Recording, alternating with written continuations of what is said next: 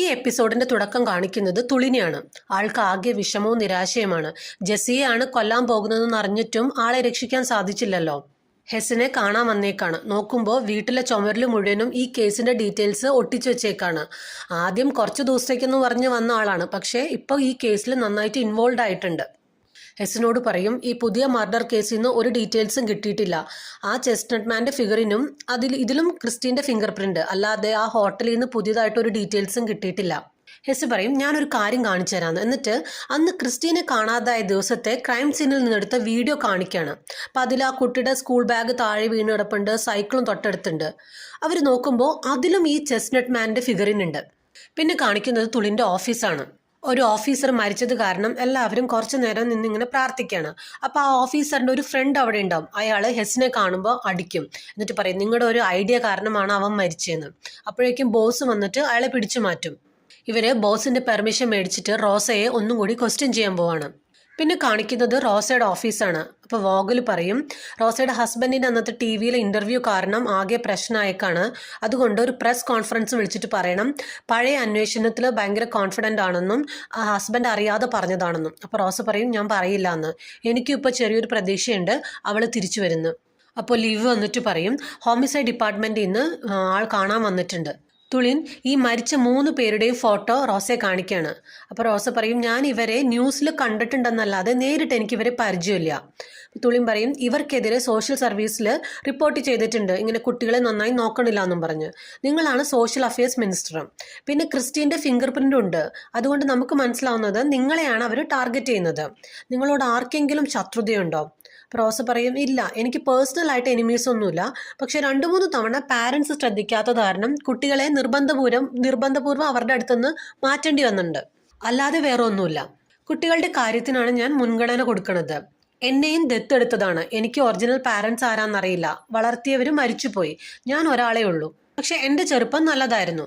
അവർ ചോദിക്കും, ഈ ചെസ്റ്റ്നട്ട്മാൻ്റെ ഫിഗറിനെ കുറിച്ച് എന്തെങ്കിലും അറിയാമോ? ചെറുപ്പത്തിലോ മറ്റോ ഇതിനെ എവിടെയെങ്കിലും കണ്ടതായിട്ട് ഓർക്കുന്നുണ്ടോ? ഇതിലൂടെ അവരെന്തോ നിങ്ങളോട് പറയാൻ ആഗ്രഹിക്കുന്നു, നിങ്ങളെ എന്തോ ഓർമ്മിപ്പിക്കാൻ. റോസ പറയും, എനിക്ക് അങ്ങനെ ഓർമ്മ വരുന്നില്ല. എന്നിട്ട് റോസ ചോദിക്കുകയാണ്, 3 പ്രാവശ്യവും ക്രിസ്റ്റീൻ്റെ ഫിംഗർ പ്രിൻ്റ് കിട്ടിയില്ലേ, അവൾ ജീവിച്ചിരിക്കാൻ സാധ്യതയുണ്ടോ? അപ്പോൾ തുളിയും പറയും, സാധ്യതയില്ല. ഇത് ചെയ്യുന്ന ആൾ നിങ്ങളെ മെൻ്റലി ടോർച്ചർ ചെയ്യാൻ ആഗ്രഹിക്കുകയാണ്. അപ്പോൾ അവർക്ക് ഏറ്റവും നിങ്ങളെ ഉപദ്രവിക്കുക എന്ന് പറഞ്ഞാൽ നിങ്ങൾക്കൊരു ഫോൾസ് ഹോപ്പ് തരാണ്. അതാണ് അവർക്ക് നിങ്ങളെ ഏറ്റവും കൂടുതൽ തളർത്താൻ പറ്റുക. അത് കഴിഞ്ഞ് കാണിക്കുന്നത് അവർ പിന്നെയും ക്രിസ്റ്റീനെ കാണാതായ ക്രൈം സീനിൽ നിന്ന് എടുത്ത വീഡിയോ പ്ലേ ചെയ്യാണ്. അങ്ങനെ നോക്കുമ്പോൾ ആ വീഡിയോയിൽ ആൾക്കാരുടെ കൂട്ടത്തിൽ ക്രിസ്റ്റീനെ കൊന്നു എന്ന് പറഞ്ഞ ലിനസ് ബെക്കറിനെ കാണാണ്. അപ്പോൾ ഈ വീഡിയോ എടുത്തിരിക്കുന്നത് വൈകുന്നേരം 6:10 ജെൻസ് പറയും, ലിനസിന്റെ വീട് പരിശോധിക്കാൻ പറഞ്ഞ ഒരു അനോണിമസ് കോൾ അന്ന് പോലീസിന് വന്നിരുന്നു. അങ്ങനെയാണ് അയാളുടെ വീട് പരിശോധിക്കുന്നതും ഇയാളെ അറസ്റ്റ് ചെയ്യുന്നതും. അതുമല്ല, ഇയാള് പോലീസിന്റെ സിസ്റ്റം ഹാക്ക് ചെയ്തിട്ട് ഈ ക്രൈം സീനിൽ നിന്ന് എടുക്കുന്ന വീഡിയോസും ഫോട്ടോസും ഒക്കെ നോക്കിയിരുന്നു. ഇയാളെ അറസ്റ്റ് ചെയ്തുകൊണ്ട് അന്ന് വിളിച്ച ആളുടെ ഡീറ്റെയിൽസ് ഒന്നും പിന്നെ തപ്പാൻ പോയില്ല. ഇവര് ലിനസിന്റെ കൺഫെഷൻ റെക്കോർഡിംഗ് പരിശോധിച്ചപ്പോൾ അതിൽ അയാൾ പറഞ്ഞിരിക്കുന്നത് ഏകദേശം 6 മണിയോടെയാണ് ക്രിസ്റ്റീനെ നോർത്തേൺ വുഡ്സിൽ കൊണ്ടുപോയി കുഴിച്ചിട്ടെന്നാണ്. 6 മണിക്ക് അയാൾ അവിടെ കുഴിച്ചിടാൻ പോയെങ്കിൽ 6:10 എന്തായാലും ഈ ക്രൈം സീനിൽ വരില്ലല്ലോ. അപ്പം ഇവർ പറയും, അയാൾ പറഞ്ഞത് നുണയാണ്. അയാൾ കുറ്റം ചെയ്തിട്ടില്ലെങ്കിൽ ആർക്കോ വേണ്ടിയാണ് അത് ഏറ്റെടുത്തേക്കണത്. പിന്നെ കാണിക്കുന്നത് റോസയാണ്. റോസ വോഗലിനോട് പറയും, ഞാൻ നിർബന്ധപൂർവ്വം കുട്ടികളെ മാറ്റിയ പാരൻസിൻ്റെ ഡീറ്റെയിൽസ് എടുക്കാൻ ലിവിനോട് പറഞ്ഞിട്ടുണ്ടെന്ന്. എന്നിട്ട് പറയും, നിങ്ങൾ പ്രസ് മീറ്റിങ്ങിൽ പറയാൻ വച്ചിരുന്ന ഡ്രാഫ്റ്റ് ഞാൻ കണ്ടു, ഞാനത് പറയില്ല, ഞാനും എൻ്റെ ഹസ്ബൻഡിനോട് യോജിക്കുന്നുണ്ടെന്ന്. അപ്പോൾ വോഗൽ പറയും, അങ്ങനെയാണെങ്കിൽ ഈ പൊസിഷനിൽ ഇനി തുടരാൻ പറ്റുമോയെന്ന് അറിയില്ല എന്ന്. അപ്പോൾ റോസ പറയുന്നുണ്ട്, എൻ്റെ മോളേക്കാളും വലുതല്ല എന്നും പറഞ്ഞ് കാറിൽ കയറാണ്. അപ്പോൾ റോസയുടെ ഡ്രൈവർ ജേക്കബ് ഒരു ലേഡിയെ വിളിച്ചിട്ട് പറയും, ഇവിടെ പോലീസും ബോഡി ഗാർഡ്സും ഒക്കെ ആയിട്ട് ആകെ ബഹളമാണ്, നമുക്ക് കുറച്ചും കൂടി വെയിറ്റ് ചെയ്താലോ എന്ന്. ആ ലേഡി തിരിച്ച് പറയുന്നുണ്ട്, അതിന് അവർ വെയിറ്റ് ചെയ്തില്ലല്ലോ, അവർ നമുക്കൊരു ചാൻസ് പോലും തന്നില്ല, അതുകൊണ്ട് നമ്മൾ പ്ലാൻ ചെയ്ത പോലെ തന്നെ നടക്കട്ടെ എന്ന്. റോസയും ലിവും കൂടി വീട്ടിലിരുന്നിട്ട് ഇവരിതുപോലെ നിർബന്ധപൂർവ്വം കുട്ടികളെ മാറ്റിയ പാരൻസിൻ്റെ ഡീറ്റെയിൽസൊക്കെ പരിശോധിക്കുകയാണ്. അപ്പോഴാണ് റോസയുടെ ഹസ്ബൻഡ് വരുന്നത്. അയാൾ പറയും, TV റിപ്പോർട്ടേഴ്സ് സ്കൂളിലും ചെന്നിരുന്നു, മോൻ അത് കാരണം ഭയങ്കര ദേഷ്യത്തിലാണ്. അപ്പോൾ ആ മോൻ വരുന്നുണ്ട്. എന്നിട്ട് പറയണം, നിങ്ങൾ പിന്നെ ഇത് തുടങ്ങിയോ എന്ന് ചോദിച്ച് ദേഷ്യപ്പെട്ട് മുറിയിലേക്ക് പോവാണ്. പെട്ടെന്ന് ലിവ് ചോദിക്കും, നിങ്ങൾക്കൊരു കേസ് ഓർമ്മയുണ്ടോ, ഒരു നേഴ്സിൻ്റെ ഇതുപോലെ കുട്ടികളെ നമ്മൾ മാറ്റിയിട്ട് അവർ മീഡിയയിലൊക്കെ പോയി പരാതി പറഞ്ഞ് അതോറിറ്റീസിനെതിരെ കംപ്ലൈൻ്റ് ഒക്കെ പറഞ്ഞത്? റോസയുടെ ഹസ്ബൻഡ് പറയും, എനിക്ക് ഓർമ്മയുണ്ട്, 2 വർഷം മുമ്പ് നടന്ന കേസാണത്. അവരതിൻ്റെ ഡീറ്റെയിൽസ് സെർച്ച് ചെയ്യാണ്. അത് കഴിഞ്ഞ് കാണിക്കുന്നത് ഹെസ്സും തുളിനും കൂടി ലിനസിനെ കാണാൻ ചെല്ലാണ്. അപ്പോൾ ഈ ലിനസ് മെൻ്റലി സ്റ്റേബിൾ അല്ല. ആൾക്ക് ചില സമയത്ത് റിയാലിറ്റി ഇല്യൂഷനും തമ്മിൽ മാറിപ്പോകും. അതുകൊണ്ട് ആളെ ഈ ജയിലിൽ തന്നെ ഒരു ഇൻസ്റ്റിറ്റ്യൂഷനിലാണ് താമസിപ്പിച്ചേക്കണത്. അപ്പം ഇതിനിടയിൽ തുളിൻ സ്റ്റെപ്പ് ഫാദറെ വിളിച്ചിട്ട് ചോദിക്കും, ഇന്ന് സ്കൂളിൽ മീറ്റിംഗ് ഉണ്ട്, പോകാമോ എന്ന്. അപ്പോൾ അയാൾ പറയും ടീച്ചേഴ്സിന് പാരൻസിനെയാണ്, അല്ലാതെ ഗ്രാൻഡ് പാരൻസിനെ അല്ല കാണേണ്ടതെന്ന്. അപ്പോൾ കൊച്ചും ചോദിക്കുന്നുണ്ട്, അമ്മ ഇന്ന് വരില്ലേന്ന്. അപ്പോൾ തുളിയും പറയും, ഇല്ല കുറച്ച് ബിസിയാണ്, ഞാൻ രാത്രി വന്നിട്ട് സംസാരിക്കാമെന്ന് പറയും. അപ്പോൾ കൊച്ചിനും ആകെ വിഷമമായിട്ട് അത് ഫോൺ കട്ട് ചെയ്യാണ്. ഇവരത് കഴിഞ്ഞ് അകത്തേക്ക് കയറാണ്. അപ്പോൾ അവിടെ ചെല്ലുമ്പോൾ ഡോക്ടറുണ്ട്. അപ്പോൾ അയാൾ പറയും ലിനസിന് പുതിയ മർഡർ കേസിനെ കുറിച്ചൊന്നും ഒരു ഡീറ്റെയിൽസ് അറിയില്ല, അതുകൊണ്ട് അയാളോട് അയാളുടെ കേസിനെ പറ്റി മാത്രമേ ചോദിക്കാവൂ, അല്ലാതെ വേറെ ഒന്നും ചോദിക്കരുത്. അത് കഴിഞ്ഞ് അവർ ലിനസിനെ കാണാണ്. അപ്പോൾ അയാൾ പറയുന്നുണ്ട്, ഞാൻ ഓൾറെഡി പറഞ്ഞതല്ലേ എനിക്ക് ബോഡി എവിടെയാണ് കുഴിച്ചിട്ടതെന്ന് അറിയില്ല. അപ്പോൾ ഹെസ് പറയും, അതല്ല, നിങ്ങൾ പോലീസിൻ്റെ ക്രൈം ഡാറ്റാബേസ് ഹാക്ക് ചെയ്തിട്ട് ഈ ക്രൈം സീനിൽ നിന്ന് എടുത്ത ഡെഡ് ബോഡീസിൻ്റെ ഫോട്ടോസൊക്കെ നോക്കിയെന്ന് അറിഞ്ഞു, അതെന്തിനാ? അയാളൊന്നും മിണ്ടില്ല. എന്നിട്ട് അയാളോട് ചോദിക്കും, നിങ്ങൾ ആദ്യം അന്ന് പറഞ്ഞത് ചെയ്തിട്ടില്ല എന്നാണ്, പിന്നെയാണ് നിങ്ങൾ ചെയ്തു എന്ന് പറഞ്ഞ്, അതെന്താന്ന് ചോദിക്കും. അപ്പോൾ അയാൾ പറയും, അന്നത്തെ പോലീസുകാരാണ് പറഞ്ഞത് എൻ്റെ ഗാരാജിൽ നിന്ന് ഇങ്ങനെ വെപ്പൺ കിട്ടിയ കാര്യവും ക്രിസ്റ്റീനെ കാണാതായ സമയത്ത് ഞാൻ അവിടെ ഉണ്ടായ കാര്യമൊക്കെ അവരാണ് എനിക്ക് പറഞ്ഞു തന്നത്, അപ്പോഴാണ് എനിക്ക് ഓർമ്മ വന്നതെന്ന് പറയും. ഹെസ് ചോദിക്കും, ഈ സമയങ്ങളിൽ നിങ്ങൾക്ക് വേറെ ആരെങ്കിലും ആയിട്ട് അടുപ്പം ഉണ്ടായിരുന്നോ? ആരോടെങ്കിലും ഇങ്ങനെ പേഴ്സണൽ ആയിട്ടുള്ള കാര്യങ്ങളൊക്കെ ഷെയർ ചെയ്തിരുന്നോ? അപ്പോഴേക്കും ലിനസ് കുറച്ച് നെർവസ് ആവും. എന്നിട്ട് പറയും, ഞാൻ എൻ്റെ സെല്ലിലേക്ക് തിരിച്ചു പോവാന്ന്. തുളിൻ ആ ഫോട്ടോ, ക്രൈം സീനിൽ നിന്ന് എടുത്ത ഫോട്ടോ കാണിച്ചിട്ട് പറയും, ക്രിസ്റ്റീൻ്റെ ബോഡി കുഴിച്ചിട്ടു എന്ന് പറഞ്ഞ സമയത്ത് നീ ആ ക്രൈം സീനിലാണുള്ളത്, പിന്നെ എങ്ങനെയാ? ലിനസ് അവരെ ഇങ്ങനെ ഒരുമാതിരി നോക്കിയിട്ട് ചോദിക്കും, നിങ്ങൾക്ക് എന്താ അറിയേണ്ടത്? എന്നിട്ട് ചിരിച്ചിട്ട് പറയാണ്, നിങ്ങൾ ഇവിടെ വന്നത് എന്തിനാണെന്ന് എനിക്കറിയാം, ആ ചെസ്നട്ട് മാനെ കുറിച്ച് ചോദിക്കാനല്ലേ. ഇവരാകെ ഷോക്കായി പോകും. അപ്പോൾ അവർ ചോദിക്കുന്നുണ്ട്, നിനക്ക് എങ്ങനെ അയാളെ അറിയാം? കാരണം ഡോക്ടർ ഇവരോട് പറഞ്ഞിരുന്നത് പുതിയ ഡീറ്റെയിൽസും മർഡറിനെ കുറിച്ചൊന്നും ഇയാൾക്ക് അറിയില്ല എന്നല്ലേ. അപ്പോൾ ലിനസ് പറയും, എനിക്ക് ആദ്യം ഒന്നും മനസ്സിലായില്ല, പിന്നെയാണ് എനിക്ക് മനസ്സിലായത് ഇയാൾ എന്നെ ഇതിലേക്ക് തിരഞ്ഞെടുക്കുമായിരുന്നു എന്ന്. ഇയാളുടെ പ്ലാനിലേക്ക് എന്നെയും കൂടി ചേർത്തതാണ്. ഹെസ് ചോദിക്കുക, ആരാ?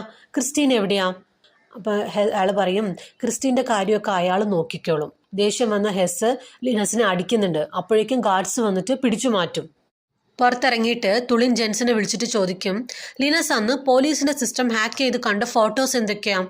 അപ്പോൾ ജെൻസ് പറയും, അത് IT ഡിപ്പാർട്ട്മെൻറ്റിലേക്ക് വിളിച്ച് ചോദിക്കുക, ഞാൻ ഒരു സ്ഥലത്തേക്ക് പോയിക്കൊണ്ടിരിക്കുകയാണ്, നിങ്ങളൊന്നും അറിഞ്ഞില്ലേ? അപ്പോൾ തുളിൻ ചോദിക്കുക, എന്താ? റോസയുടെ ഓഫീസിൽ നിന്ന് വിളിച്ചിരുന്നു, അവർക്കൊരു ക്ലൂ കിട്ടിയിട്ടുണ്ട് കൊലപാതകയെക്കുറിച്ചെന്ന് പറഞ്ഞ്, അവിടേക്കാണ് പോണത്. അപ്പോൾ തുളിൻ പറയും, ഞങ്ങളും വരാമെന്നും പറഞ്ഞ് ഡീറ്റെയിൽസ് ചോദിക്കുകയാണ് സ്ഥലത്തിൻ്റെ. അവിടെ ചെല്ലുമ്പോൾ ഒരു ഓഫീസർ തുളിനോട് പറയാണ്, കുറച്ച് വർഷങ്ങൾക്ക് മുമ്പ് കുട്ടിയെ ശരിക്കും നോക്കാത്തതിൻ്റെ പേരിൽ പാരൻസിൻ്റെ അടുത്ത് നിന്ന് മാറ്റിയിരുന്നു. ആ ലേഡി നേഴ്സാണ്. അവർക്ക് പ്യൂർപ്പറൽ സൈക്കോസിസ് ഉണ്ടായിരുന്നു. അതായത് ചിലവർക്ക് ഈ ഡെലിവറി ഒക്കെ കഴിഞ്ഞ് ഈ ഡിപ്രഷൻ പോലെ വരുന്നതാണ്. കുട്ടിയെ മാറ്റി കുറച്ച് ദിവസം കഴിഞ്ഞപ്പോൾ ആ കുഞ്ഞിന് ലങ്സ് ഇൻഫെക്ഷൻ വന്ന് അത് മരിച്ചുപോയി. അങ്ങനെ അവരെ ഒരു സൈക്യാട്രിക് കെയറിൽ അഡ്മിറ്റ് ചെയ്തു. ഈ അടുത്തിടെയാണ് അവർ ഡിസ്ചാർജ് ആയതും പിന്നെ പഴയ ഹോസ്പിറ്റലിൽ തന്നെ ജോയിൻ ചെയ്തതും. ഇപ്പോൾ ഇവിടെ ബോയ് ഫ്രണ്ടിനോടൊപ്പമാണ് താമസിക്കുന്നത്. അകത്ത് കയറി നോക്കുമ്പോൾ അവിടെ നിറയെ ഈ കുഞ്ഞിൻ്റെ ഫോട്ടോ വച്ചിട്ട് താഴെ മെഴുകുതിരിയൊക്കെ കത്തിച്ചേക്കാണ്. അതുപോലെ ചുമരിൽ റോസയെക്കുറിച്ചുള്ള കുറേ ആർട്ടിക്കിൾസ് ഒട്ടിച്ചിട്ടുണ്ട്. റോസയെ ചീത്ത പറഞ്ഞിട്ടുള്ള കുറേ കുറിപ്പുകളും അവിടെ നിന്ന് കിട്ടാണ്. ഹോസ്പിറ്റലിൽ അന്വേഷിച്ചപ്പോൾ 2 മണിക്ക് ജോലി കഴിഞ്ഞ് അവർ പോയി. അതിനുശേഷം ആരും കണ്ടിട്ടില്ല. ഇവർ നാഷണൽ ഹോസ്പിറ്റലിലാണ് ജോലി ചെയ്യുന്നത്. അവിടെ വച്ചായിരിക്കും ഫസ്റ്റ് 2 വിക്ടിംസിനെ കണ്ടിട്ടുണ്ടാവുക. ഇവരും ബോയ് ഫ്രണ്ടും കൂടിയായിരിക്കും ഇതെല്ലാം ചെയ്തേക്കണത്. അപ്പോഴാണ് ബോസിന് ഫോൺ വരുന്നത്, ഇല്ല ജയിലിൽ നിന്ന് ഇവരിവിടെ വന്നതും ഇവിടെ ഉണ്ടാക്കിയ പ്രശ്നങ്ങളൊക്കെ. ബോസ് തുളിനെ ഹെസിനെ ചീത്ത പറയുന്നുണ്ട്, ആരോട് ചോദിച്ചോണ്ട് അവിടേക്ക് പോയെന്നും ചോദിച്ച്. റോസയുടെ അടുത്ത് ഈ നഴ്സിൻ്റെ ഫോട്ടോ കാണിക്കും. അപ്പോൾ റോസ പറയും, അതെ ഇവർ തന്നെയാണെന്ന്. അപ്പോഴേക്കും ഡിപ്പാർട്ട്മെൻറ്റ് ഹെഡ് വന്നിട്ട് പറയാണ്, പോലീസ് ആ നഴ്സിൻ്റെ ബോയ് ഫ്രണ്ടിനെ കണ്ടുപിടിച്ചു, അത് റോസയുടെ പുതിയ ഡ്രൈവർ ജേക്കബാണ്. അപ്പോൾ നമ്മളെ കാണിക്കുന്നുണ്ട് ഈ ഡ്രൈവർ റോസയുടെ മോനെയും കൊണ്ടിങ്ങനെ വണ്ടിയിൽ പോണത്. റോസ വേഗം തന്നെ ഹസ്ബൻഡിനെ വിളിച്ചിട്ട് മോൻ എവിടെയെന്ന് ചോദിക്കും. അപ്പോൾ അയാൾ പറയും, ടെന്നീസ് ട്രെയിനിങ്ങിനായിട്ട് 10 മിനിറ്റ് മുമ്പ് ഡ്രൈവറുടെ കൂടെ പോയുള്ളൂ. അപ്പോൾ റോസ അയാളോട് കാര്യമൊക്കെ പറയാണ്. അങ്ങനെ വേഗം എല്ലാവരും കൊച്ചിനെ അന്വേഷിച്ച് പോവാണ്. റോസയുടെ കാറ് റോഡിൽ ഉപേക്ഷിച്ചിട്ട് അവരൊരു ഗ്രേ കളർ വാനിലാണ് ഈ കുട്ടിയെ കൊണ്ടുപോകുന്നത്. ഭയങ്കര സ്പീഡിൽ ഈ വാൻ ഇവിടുന്ന് പോണ ആൾക്കാരൊക്കെ ശ്രദ്ധിച്ചിട്ടുണ്ട്. തുളിൻ്റെ സ്റ്റെപ്പ് ഫാദർ വിളിക്കുകയാണ്, ഇന്ന് മീറ്റിങ്ങിന് നീ വരാതിരുന്നത് വളരെ കഷ്ടമായി, കൊച്ചിനാണെങ്കിൽ നല്ല വിഷമമുണ്ട്, നാളെ സ്കൂളിലേക്ക് നീ തന്നെ കൊണ്ടുവിടണമെന്ന് പറയണം. അത് കഴിഞ്ഞ് കാണിക്കുന്നത് ഹെസ്സും തുളിനും റോസയുടെ വീട്ടിൽ ചെല്ലാണ്. ആ ഡ്രൈവറുടെ പേഴ്സണൽ ഡീറ്റെയിൽസ് എന്തെങ്കിലും അറിയാമോ എന്ന് ചോദിക്കും. അപ്പോൾ റോസ പറയും, അയാൾക്കൊരു ഗേൾ ഫ്രണ്ട് ഉള്ള കാര്യം തന്നെ ഇപ്പോഴാണ് ഞാൻ അറിയണത്. അപ്പോൾ റോസയുടെ ഹസ്ബൻഡ് ചോദിക്കുന്നുണ്ട്, നിങ്ങളെ ആൾക്കാരൊക്കെ സ്ക്രീനിങ് കഴിഞ്ഞിട്ടല്ലേ ജോലിക്ക് എടുക്കണേന്ന്. അപ്പോൾ തുളിയും പറയും, അത് ഞങ്ങളുടെ ജോലിയല്ല. പിന്നെ കാണിക്കുന്നത് ഈ നേഴ്സും ബോയ്ഫ്രണ്ടും കൂടി കുട്ടിയും കൊണ്ട് വാനിൽ പോകുന്നതാണ്. പക്ഷെ അവർക്ക് ഒരുപാട് ദൂരം പോകാൻ പറ്റുന്നില്ല, എല്ലായിടത്തും പോലീസ് ചെക്കിംഗ് ആണ്. പിന്നെ കാണിക്കുന്നത് തുളിൻ്റെ ഓഫീസാണ്. അപ്പോൾ അവിടെ ഈ കുട്ടിയെ കണ്ടുപിടിക്കാനുള്ള ഓട്ടത്തിലാണ് എല്ലാവരും. തുളിൻ പറയും, റോസയോടുള്ള ദേഷ്യത്തിലായിരിക്കും കുട്ടിയെ കൊണ്ടുപോയത്, പക്ഷെ അവരാണ് ആദ്യത്തെ കൊലപാതകങ്ങൾ ചെയ്തതെന്ന് തെളിവില്ല. ചില ഓഫീസേഴ്സ് പറയുന്നത് അവർ തന്നെ ഇത് ചെയ്തതെന്നാണ്. ഹെസ് പറയും, ലിനസിനെ ഒന്നും കൂടി ചോദ്യം ചെയ്യണം.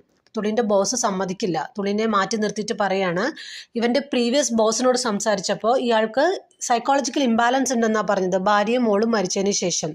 അപ്പോഴാണ് തുളിൻ അറിയണത് ഹെസ്സിന് ഒരു മോളും കൂടി ഉണ്ടായിരുന്നു എന്ന്. തുളിൻ പറയുന്നുണ്ട്, ആയിരിക്കാം, പക്ഷെ അതുകൊണ്ട് അവൻ പറയണത് തെറ്റാവണമെന്നില്ലല്ലോ. അത് കഴിഞ്ഞ് കാണിക്കുന്നത് ആ തട്ടിക്കൊണ്ടുപോയവർ വാനും കൊണ്ട് ഒരു കാടിൻ്റെ വശത്തേക്ക് പോകുന്നതാണ്. അപ്പോൾ ആ ബോയ് ഫ്രണ്ട് പറയും, നമുക്ക് ആ കുട്ടിക്ക് എന്തെങ്കിലും കഴിക്കാൻ കൊടുക്കണം, രാവിലെ മുതൽ അവൻ ഒന്നും കഴിച്ചിട്ടില്ല, എവിടെ പോയാലും പോലീസാണ്, നമുക്ക് അവനെ തിരിച്ചു കൊടുത്താലോ, എന്നിട്ട് അവരോട് പറയാം നമ്മൾ അനുഭവിച്ചത് അവർക്കും കൂടി മനസ്സിലാവാൻ വേണ്ടി ചെയ്താണെന്ന്. ആ നേഴ്സിന് ദേഷ്യം വരും. അവർ വേഗം തന്നെ ഒരു കത്തി എടുത്തുകൊണ്ട് ആ പയ്യനെ കൊല്ലാൻ പോവാണ്. അപ്പോഴേക്കും ഇയാൾ ഇറങ്ങി വന്നിട്ട് പറയും, അവനൊന്നും ചെയ്യരുത്, അവൻ കുട്ടിയാണ്, ഞാനും നിന്റെ സൈഡ് തന്നെയാണ്, ഞാൻ പറഞ്ഞതേ ഉള്ളൂ എന്നും പറഞ്ഞ് ഈ കത്തി മേടിക്കും. ഈ പയ്യനാണെങ്കിൽ ഇതൊക്കെ കണ്ട് ആകെ പേടിച്ചിരിക്കുകയാണ്. അവർ നോക്കുമ്പോൾ അവരുടെ അടുത്തേക്ക് ഒരു കാറ് വരുന്നത് കാണും. അവിടെ നിന്ന് കട്ട് ചെയ്ത് കാണിക്കുന്നത് തുളിൻ ആ കിഡ്നാപ്പേഴ്സിന്റെ വീട് പരിശോധിക്കുകയാണ്. അപ്പോഴാണ് ഹെസിന്റെ കോള് വരുന്നത്. ജെൻസ് അവരുടെ വാൻ ട്രേസ് ചെയ്തിട്ടുണ്ട്, ഞാൻ അവിടേക്ക് പോയിക്കൊണ്ടിരിക്കുകയാണ്, പോലീസുകാരൊക്കെ അവിടേക്ക് വരുന്നുണ്ട്. അപ്പോൾ തുളിൻ പറയും, ഞാനും വരാമെന്നും പറഞ്ഞ് ഇറങ്ങാൻ നേരം കാർ പാർക്കിങ്ങിൻ്റെ അവിടെ നിന്ന് എന്തോ ഒരു അനക്കം. പിന്നെ കാണിക്കുന്നത് ഹെസ് ആ സംഭവ സ്ഥലത്തെത്താണ്. അവിടെ ചെല്ലുമ്പോൾ ആ നേഴ്സിൻ്റെയും ബോയ് ഫ്രണ്ടിൻ്റെയും ബോഡി കാണാണ്. അപ്പോൾ ഒരു ഓഫീസർ പറയും, കുട്ടിക്കൊന്നും സംഭവിച്ചിട്ടില്ല, അവൻ ആംബുലൻസിൽ ഇരിപ്പുണ്ട്, ഭക്ഷണം കഴിക്കാത്തതിന് ചെറിയൊരു ക്ഷീണം. ഈ സംഭവം നടന്നിട്ട് അധികം നേരമായിട്ടില്ല, കാരണം ഡെഡ് ബോഡി നല്ല ചൂടാണ്. ആദ്യം ആ സ്ത്രീ ബോയ് ഫ്രണ്ടിനെ കൊന്നിട്ട് സ്വയം കഴുത്തു മുറിച്ചു. അവിടെ നിന്ന് കട്ട് ചെയ്ത് തുളിനെയാണ് കാണിക്കുന്നത്. അവിടെ ചെന്ന് നോക്കുമ്പോൾ ആരെയും കാണില്ല, പക്ഷെ അല അടിക്കണ പോലത്തെ ഒരു ഒച്ച കേൾക്കും. ചെന്ന് നോക്കുമ്പോൾ ഒരു ഫ്രിഡ്ജ് പോലത്തെ എന്തോ ഒച്ചയേക്കാണ്. അത് തുറന്ന് അതിൽ നിന്നാണ് ഈ ഒച്ച കേൾക്കണത്. തുറന്ന് നോക്കുമ്പോൾ എന്തോ ഇങ്ങനെ കണ്ട് തുളി ഞെട്ടി നിൽക്കാണ്. വേഗം തന്നെ പോലീസിനെ വിളിച്ചിട്ട് പറയും, ഒരു ഫോറൻസിക് ടീമിനോട് ഇങ്ങോട്ട് വരാൻ പറയും. അത് കഴിഞ്ഞ് കാണിക്കുന്നത് റോസയുടെ വീടാണ്. കുട്ടിയെ കൊണ്ട് അവർ വീട്ടിലേക്ക് ചെല്ലും. അവൻ പറയുന്നത് അവർ തമ്മിൽ ഫൈറ്റ് ചെയ്യുന്നതൊക്കെ ഞാൻ കണ്ടു, പക്ഷെ സംസാരിക്കുന്നൊന്നും ക്ലിയർ ആയില്ല. റോസ ചോദിക്കുന്നുണ്ട്, ക്രിസ്റ്റീനെ കുറിച്ച് അവരെന്തെങ്കിലും പറഞ്ഞോന്ന്. അവൻ പറയും, ഞാൻ കേട്ടില്ല. അപ്പോഴേക്കും തുളിൻ്റെ ബോസ് അവിടെ വരും. അയാൾ പറയും, ഇവർക്ക് നിങ്ങളോടുള്ള ദേഷ്യം കൊണ്ടാണ് ക്രിസ്റ്റീൻ ഉണ്ടാക്കിയ ചെസ്നട്ട് മാനിനെ നിങ്ങൾക്കെതിരെ ഉപയോഗിച്ചത്. അത് കഴിഞ്ഞ് കാണിക്കുന്നത് തുളിൻ്റെ ഓഫീസാണ്. അപ്പോൾ ഫാദർ തുളിനെ വിളിച്ചിട്ട് ചോദിക്കും, ഇന്ന് വരാമെന്നല്ലേ പറഞ്ഞത്, കൊച്ചെന്തായാലും ഉറങ്ങിപ്പോയി, ഇനി അങ്ങോട്ട് വരില്ല എന്നാണ് അവൾ പറയണേ. തുളിൻ ഇതെല്ലാം കേട്ടോണ്ടിരിക്കുകയാണ്. നോക്കുമ്പോൾ ഓഫീസിലെല്ലാവരും ആഘോഷിക്കുകയാണ്, കേസ് ക്ലോസ് ചെയ്തല്ലോ, ബോസ് ആണെങ്കിൽ എല്ലാവർക്കും ട്രീറ്റും ചെയ്യുന്നുണ്ട്. അപ്പോഴേക്ക് ഹെസ് അവിടെ വരും. എന്നിട്ട് പറയാണ്, കേസ് അങ്ങനെ ക്ലോസ് ചെയ്യാൻ പറ്റില്ല, ഈ ലേഡിയാണ് കൊന്നതെന്ന് ഒരു ഉറപ്പുമില്ല, ജെസ്സി മരിച്ച അന്ന് ഇവർ ഡ്യൂട്ടിയിലുണ്ടായിരുന്നു, നമുക്ക് ലിനസിനെ ഒന്നും കൂടി ചോദ്യം ചെയ്യണം. പക്ഷെ ആരും സമ്മതിക്കില്ല. തുളിൻ ചെന്നിട്ട് ഹെസിന്റെ കയ്യിൽ കുറച്ച് ഫോട്ടോസ് കൊടുക്കുകയാണ്. ആണ് നമ്മളെ കാണിക്കുന്നത് തുളിൻ അന്ന് എന്താ കാർ പാർക്കിംഗ് കണ്ടേന്ന്. അത് ആ മരിച്ച വിക്ടിംസിന്റെ ഒക്കെ ബോഡി പാർട്സ് ആയിരുന്നു, 2 കൈയും ഒരു കാൽപാദവും. പക്ഷെ ഇതൊക്കെ കണ്ടിട്ടും ഹെസ്സിന് എന്തോ വിശ്വസിക്കാൻ പറ്റണില്ല, ഇവർ തന്നെ അത് ചെയ്തേന്ന്. ആള് ദേഷ്യപ്പെട്ട് അവിടെ നിന്ന് ഇറങ്ങിപ്പോവാണ്. ഇതും കാണിച്ചുകൊണ്ടാണ് ഈ എപ്പിസോഡ് അവസാനിക്കുന്നത്.